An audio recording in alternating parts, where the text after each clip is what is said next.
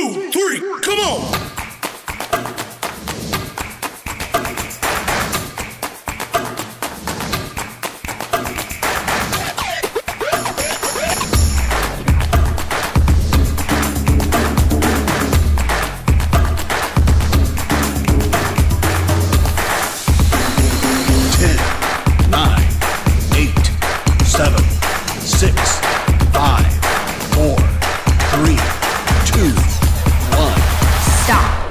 Hari-hari ini saya selalu diingatkan oleh firman Tuhan bahwa, hei anak muda, beranilah jadi berbeda.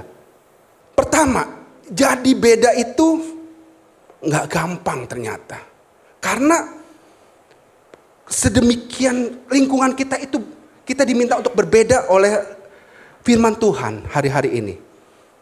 Pergaulan yang nggak benar, tapi ada di sekeliling kita, tapi kita diminta berbeda. Nanti kita dibilang apa? Nggak gaul loh, nggak asik. Kita takut dikucilkan oleh pergaulan kita. Takut dikucilkan oleh pergaulan kita. Hari-hari ini diingatkan berani tampil beda. Nah, ini udah muncul, berani tampil beda.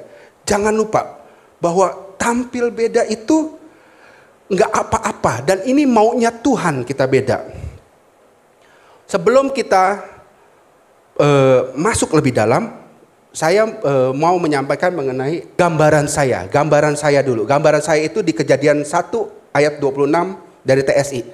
Yang bawa Alkitab boleh angkat Alkitabnya, boleh angkat Alkitab, boleh bawa, nggak bawa. Oke, pastikan kalau ke rumah Tuhan itu Alkitabnya dibawa. Handphone itu sekarang kan ada di Alkitab ya. Terbalik. Alkitab itu ada di handphone ya, benar ya. Alkitab ada di handphone, saudara-saudara. Di Play Store ada. Jadi yang belum punya aplikasi Alkitab diinstal. Kan namanya juga ke gereja ya. Pantes lah ya kita buka-buka aplikasi Alkitab, pantes ya. Boleh ya. Saya itu senang membangun budaya yang baik gitu ya. Jadi pastikan kalau udah megang handphone, yang dibuka Alkitab. Jangan yang dibuka TikTok. Jangan dibuka WA Story. Jangan. Alkitab yang dibuka. Oke? Baca Alkitab, buka Alkitabnya. Kalau mungkin lagi lobet, ya udah baca di depan. Kita baca bareng-bareng ya. Gambaran saya menurut Tuhan. Kita baca bareng-bareng yang kenceng. Boleh ya? Kita baca bareng-bareng. 1, 2, 3. Kemudian Allah berkata, supaya dan mencerminkan supaya mereka akan berkuasa atas seluruh bumi, yaitu atas segala jenis ikan, burung, hewan ternak, binatang liar, bahkan serangga. Jadi kita ini sebenarnya diciptakan Tuhan itu serupa segambar sama Tuhan, sama Allah. Bahkan nggak cuma serupa segambar, sifat-sifatnya juga sama, mencerminkan sifat-sifat yang sama, penuh dengan belas kasihan, sifat-sifat yang sangat ingin menyelamatkan, tapi karena kita tinggal di dunia, gambar Allah itu tertutupi oleh dunia, sehingga banyak dari gambar-gambar Allah atau sifat-sifat yang Allah itu, yang baik itu menjadi tidak baik. Kita tadinya penuh dengan belas kasihan, kita jadi sadis. Karena lingkungan kita lihat banyak yang seperti itu. Karena kita jadi nggak peduli sama orang. Padahal itu bertentangan dengan sifat-sifat Allah, gitu ya. Gambar saya itu awalnya baik, serupa dengan Allah. Dan kita itu diberi semua kebaikan-kebaikan Allah dalam kehidupan kita. Diberikan semua kebaikan. Dan semua kebaikan-kebaikan yang diberikan oleh Allah itu harus kita kelola dengan baik. Harus kita kembalikan untuk kemuliaan Tuhan. Nggak boleh dikelola dengan sembarangan. Kita baca lagi di 1 Petrus 4 ayat 10. Baca ya yang kenceng ya. Di rumah Tuhan baca Alkitab itu biasa. Colek sebelahnya bilang baca Alkitab itu biasa. Baca Alkitab itu biasa. Jadi firman Tuhannya dibaca. Oke, kita baca bareng-bareng ya. 1, 2, 3. Kalian masing-masing sudah menerima pemberian-pemberian yang Sebab itu sebagai pengelola yang baik dari pemberian-pemberian Allah, hendaklah kalian menggunakan kemampuan itu untuk kepentingan bersama. Jadi kita udah segambar dan serupa dengan Allah. Kita udah memiliki sifat-sifat Allah. Semua kebaikan Allah itu ada dalam kehidupan kita. Dan kita diminta untuk mengembalikan keseluruhannya untuk kepentingan Tuhan, kepentingan Allah. Jangan lupa, semua yang kebaikan itu harus kita kembalikan untuk kepentingan Allah. Tapi kita masih tinggal di dunia. Banyak hal-hal yang negatif yang mempengaruhi kita. Banyak hal-hal negatif yang mempengaruhi kita. Contohnya pengaruhnya dari kita sering atau melihat banyak bullying atau body shaming gitu ya. Banyak dari kita menerima atau mengalami gitu, melihat paling enggak gitu ya. Saya itu pada saat menyusun ini saya mulai mau bertobat gitu ya. Karena kita itu kadang-kadang body shaming itu enggak berasa loh. Benar ya? Kita berasa itu panggilan sayang. Karena kita teman dekat gitu ya, teman dekat panggilan sayang.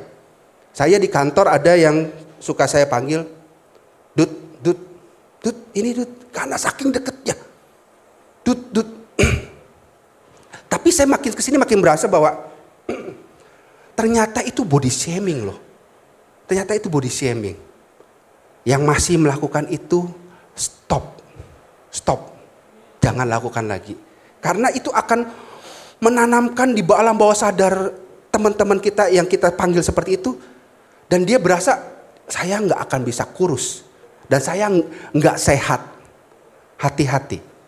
Jadi saya itu mulai belajar untuk memanggil namanya. Udah panggil namanya aja. Panggil namanya, jangan panggil Datut, jangan panggil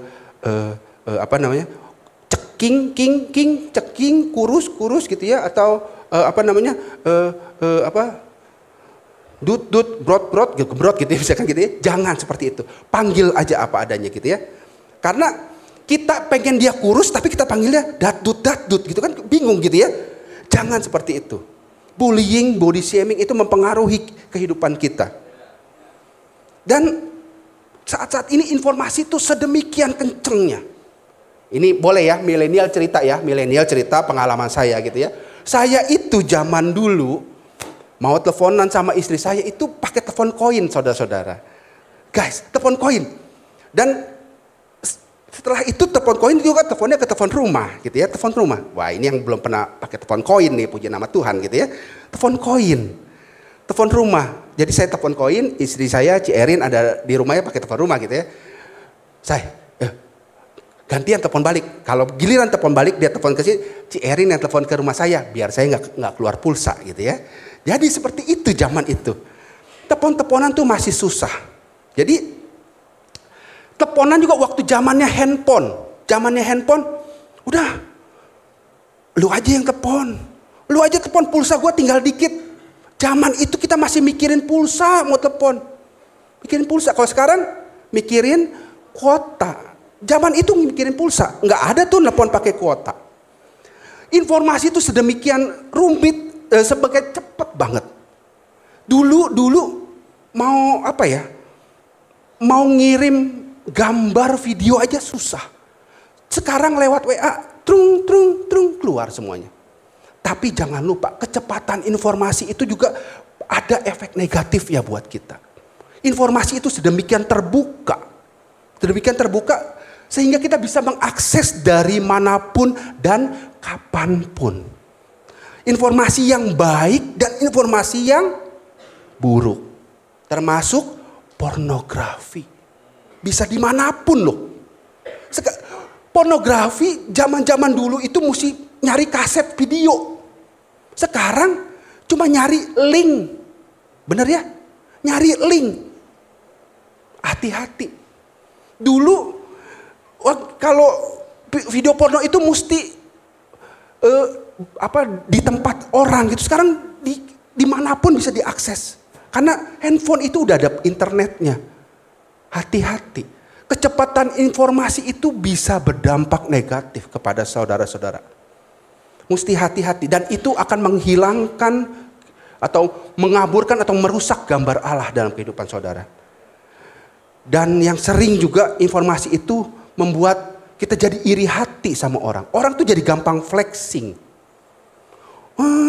Yang flexing yang yang bukan agak negatif, yang sangat negatif adalah dia flexing orang itu, tapi dia ngajak investasi. Wah, hati-hati tuh. Flexing terus ngajak investasi, hati-hati. Terus itu membuat orang iri hati. Pornografi, hati-hati. Terus kecepatan informasi itu juga informasi-informasi yang buruk. Saya juga baru tahu ternyata YouTube itu ada informasi-informasi yang negatif loh. Cara-cara melakukan kekerasan kepada kucing, kepada anjing, ada yang seperti itu. Jadi informasi itu banyak yang negatif. Dan itu mempengaruhi diri saya dan diri teman-teman semua. Hati-hati, hati-hati. Sangat berpengaruh. Dan itu membuat kehidupan teman-teman itu kehilangan gambar Allah yang sempurna.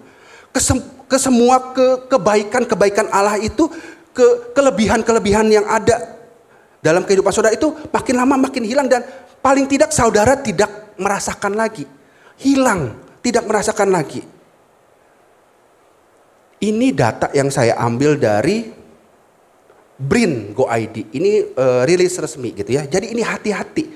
Karena gambar Allah tadinya sempurna, kita hidup di dalam dunia dan kita nggak mau berubah, kehidupan kita terhimpit, dan ini yang terjadi.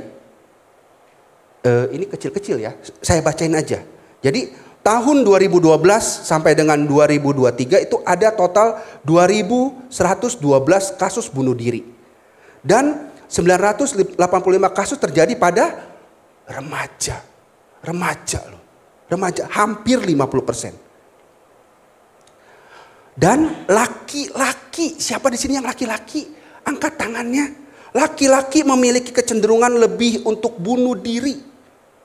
Karena laki-laki itu budayanya adalah memiliki peran lebih. Dan kurang memiliki berekspresi. Jadi pada saat seorang remaja laki-laki itu merasa harus berperan lebih tapi dia tidak bisa berperan lebih, dia akan depresi dan akan menyesali kehidupannya.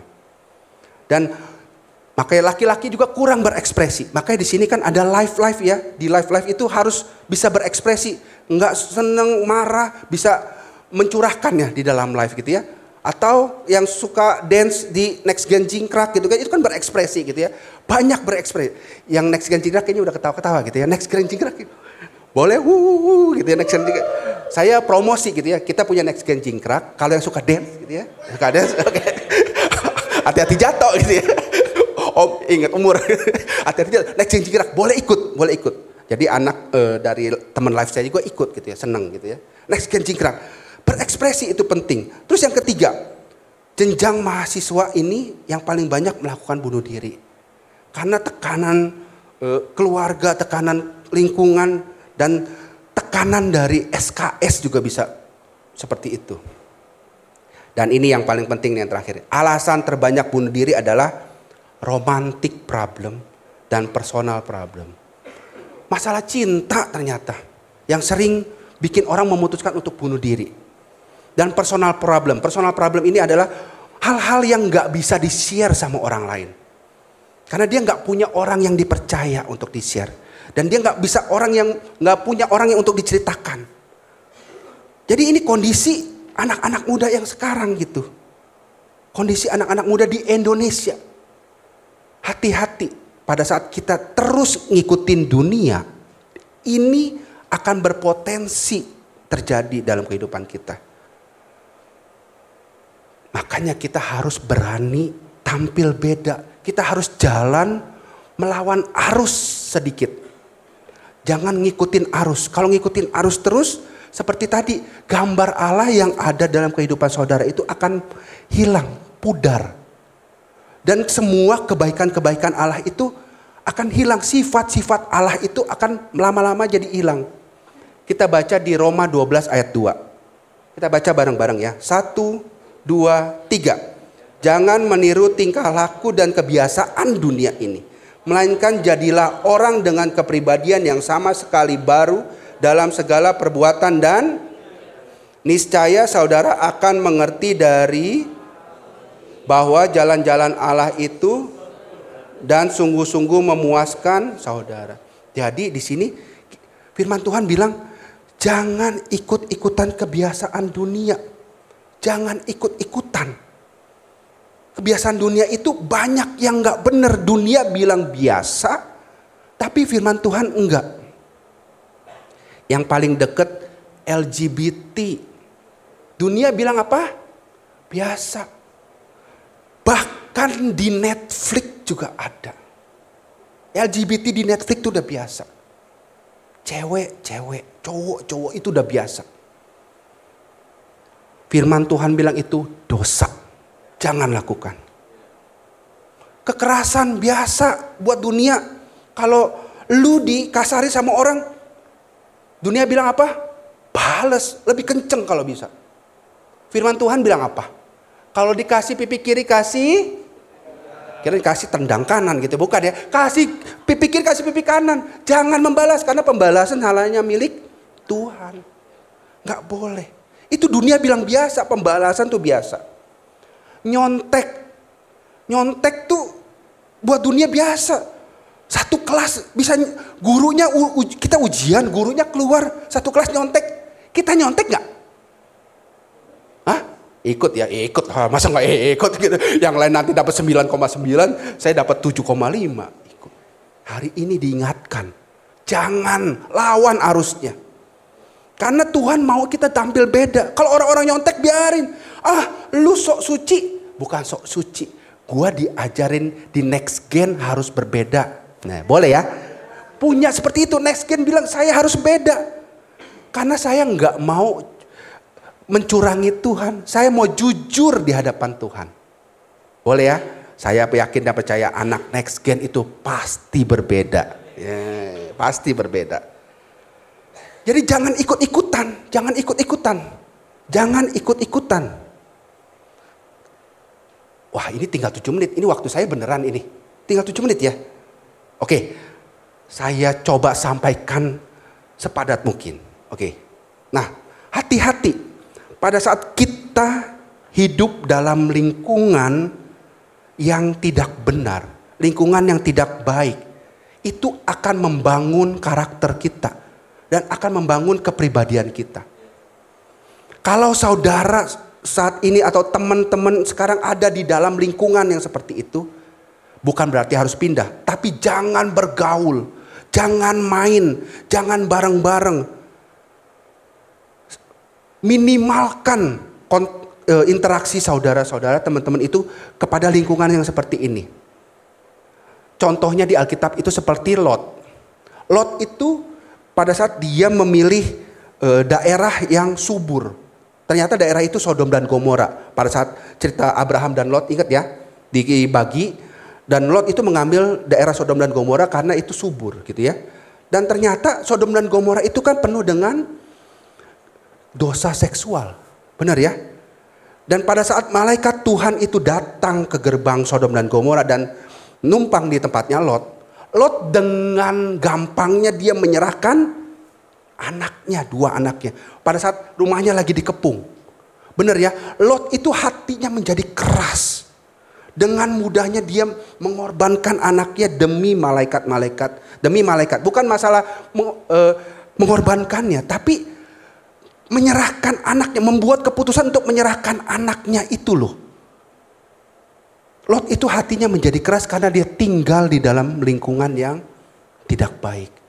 Sama seperti kita, pada saat kita tinggal di dalam lingkungan yang tidak baik dan kita terus berinteraksi, kehidupan kita akan terpengaruh.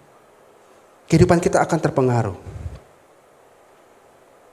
Dan yang paling penting itu sebenarnya hari-hari ini teman-teman cek inner circle teman-teman itu seperti apa.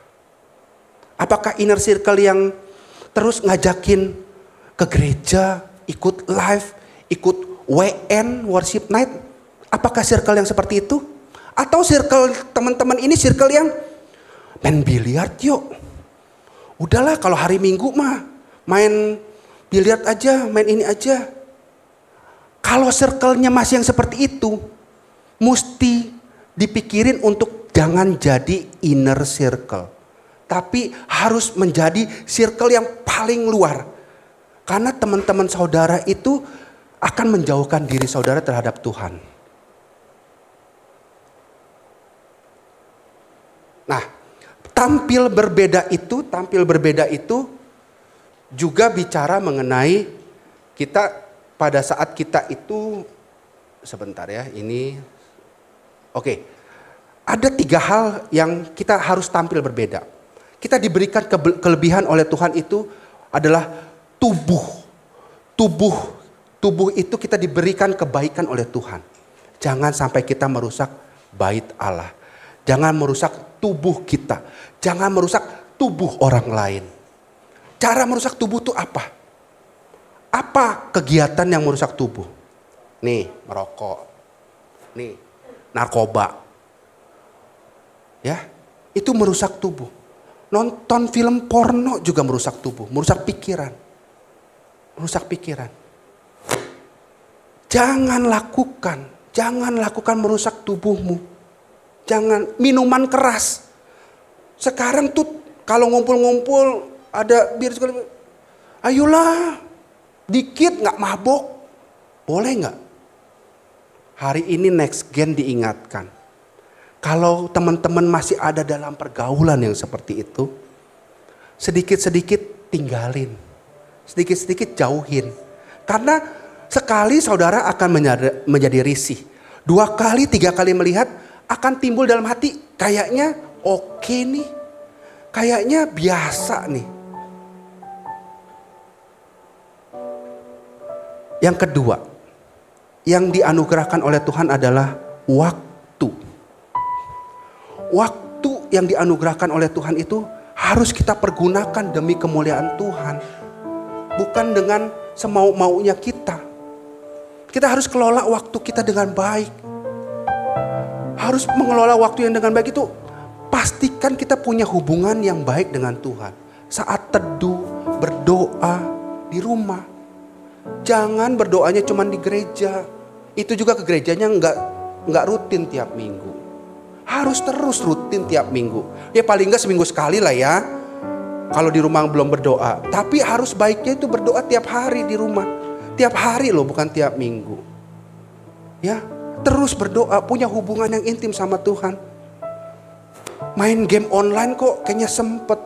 Nonton Netflix sempet. Tapi berdoa nggak sempet. Memuji sembah Tuhan gak sempet. Hangout sama teman-teman sampai tengah malam. Diteleponin sama orang tuh, baterainya lowbat. Wah, lowbat padahal dimatiin gitu ya. Supaya gak diteleponin. Hangout sama teman-teman bisa sampai tengah malam. Tapi berdoa sama Tuhan setengah jam, 1 jam ngantuk. Aminnya besok pagi, saudara-saudara. Gitu ya. Jangan kayak begitu. Habiskan waktu itu lebih banyak sama Tuhan. Punya hubungan yang intim sama Tuhan. Lawan arusnya.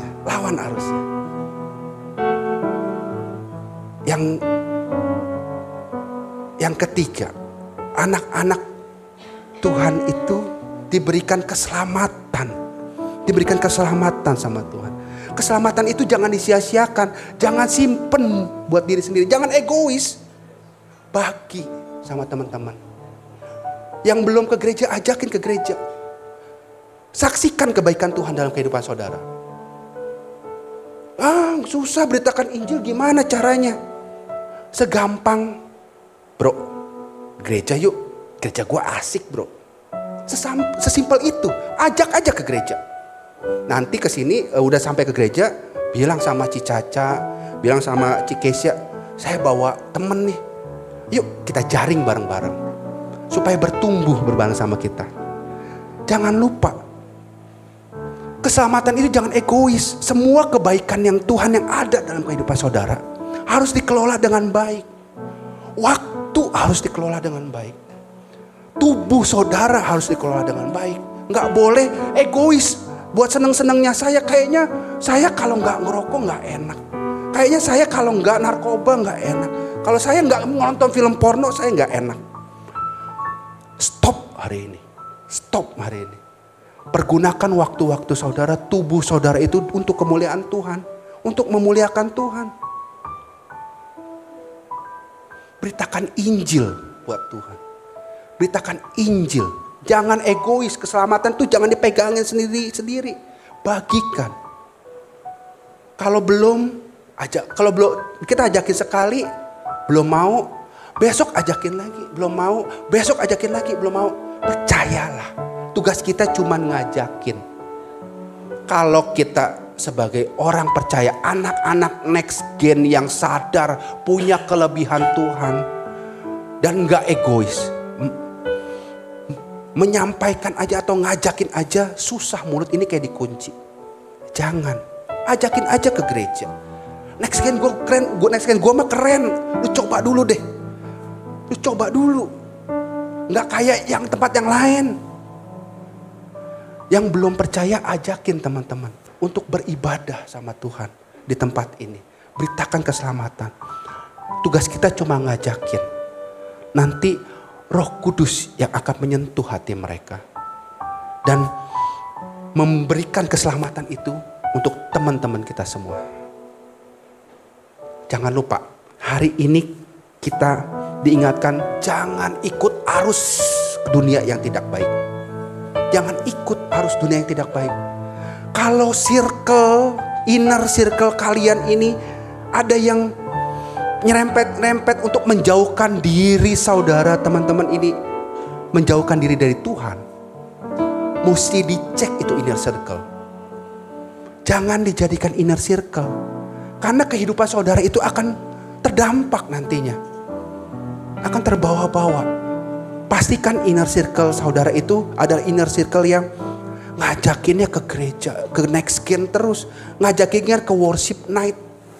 Ngajakinnya selalu seru kalau fellowship bareng-bareng anak-anak teman-teman live tuh seru. Itu yang dia mesti dijadiin inner circle. Terima kasih sudah menyaksikan serial pengajaran kami hari ini. Dan jangan lupa untuk subscribe channel YouTube Next Gen supaya teman-teman bisa mendapatkan notifikasi dan informasi terupdate mengenai serial pengajaran kami yang lainnya. Dan untuk kamu yang belum memiliki komunitas atau baru pertama kali menerima Tuhan Yesus sebagai Tuhan dan Juru Selamat, yuk join dan gabung di Next Gen. Kita sama-sama beribadah, bertumbuh, dan belajar untuk hidup lebih lagi bagi Tuhan. Sebelum kita akhiri, mari kita bersatu di dalam doa. Tuhan, terima kasih untuk hari ini, untuk kesempatan yang Kau berikan. Kalau kami sudah mendengarkan firman-Mu, biarlah firman-Mu bisa tertanam, bertumbuh, dan berbuah di setiap hidup kami ya Tuhan. Biarlah kami nggak cuma merenungkan, tapi kami juga bisa menghidupi dan mempraktikkan firman yang telah kami dengar ya Tuhan. Terima kasih, di dalam nama Tuhan Yesus kami telah berdoa dan mengucap syukur. Haleluya, puji Tuhan, amin. Sampai jumpa teman-teman, dan Tuhan berkati. Bye.